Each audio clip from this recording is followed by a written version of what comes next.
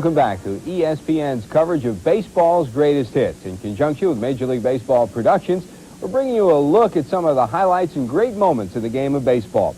Today, we're going to take a look at the beginning of the national pastime. When we say beginning, we go right back to, was it Abner Doubleday that started the game of Major League Baseball? Or was it Alexander Cartwright, Ty Cobb, Pete Rose in his chase of Ty Cobb's all-time hit record, and also the great Walter Johnson? Those are just some of the names that will crop up during the course of the next half hour on baseball's greatest hits.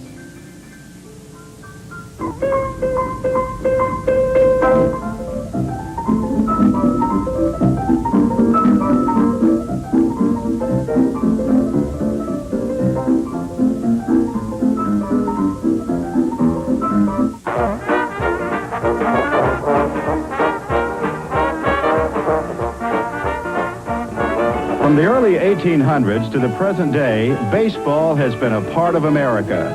The traditions of baseball have been passed on, and each new generation inherits the standards and records of the past.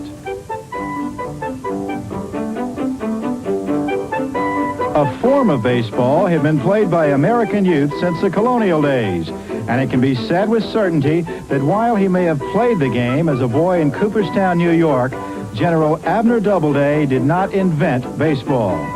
In fact, it was a land surveyor who created the game. In 1845, Alexander Cartwright compiled a set of rules for the New York Knickerbockers. The bases would be 90 feet apart, each side would have 9 men, and each inning 3 outs. In 1869, the Cincinnati Red Stockings became baseball's first professional team, and 7 years later, the National League was formed.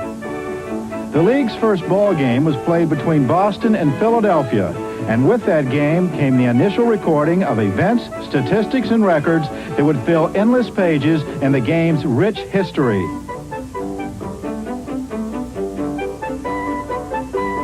The Chicago Cubs won baseball's first pennant, led by pitcher Albert Goodwill Spaulding.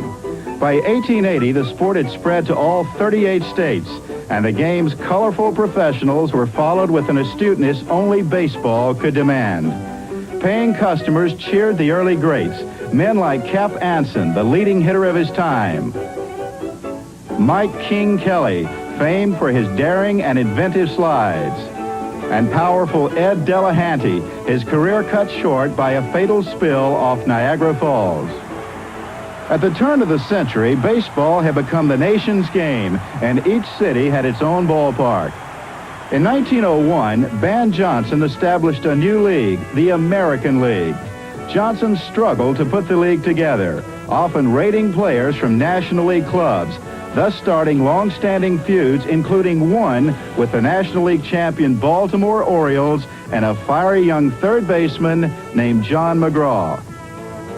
Later, as manager of the New York Giants, McGraw refused to compete in the 1904 World Series against Johnson's American League winners.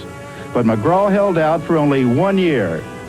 In 1905, the Philadelphia Athletics, led by Connie Mack, won the American League pennant, and public opinion forced McGraw and his National League champions to relent.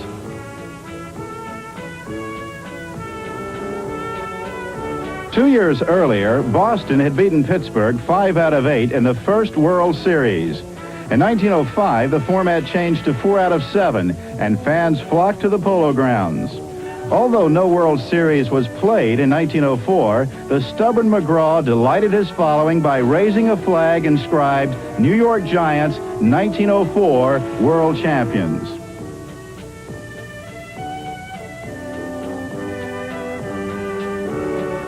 The Athletics of 1905 were a solid team under Cornelius McGillicuddy, Connie Mack, but they lost the World Series to McGraw's Giants in 5 games because the New Yorkers had on their side the greatest pitcher of the day, Christy Mathewson, a 25-year-old college graduate with pinpoint control.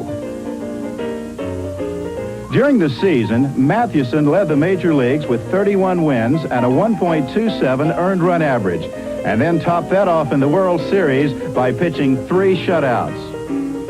The 1905 World Series was a triumph for the Giants and Mathewson, And after the final game, the team celebrated by taking a victory lap around the polo grounds and that remarkable new invention, the horseless carriage.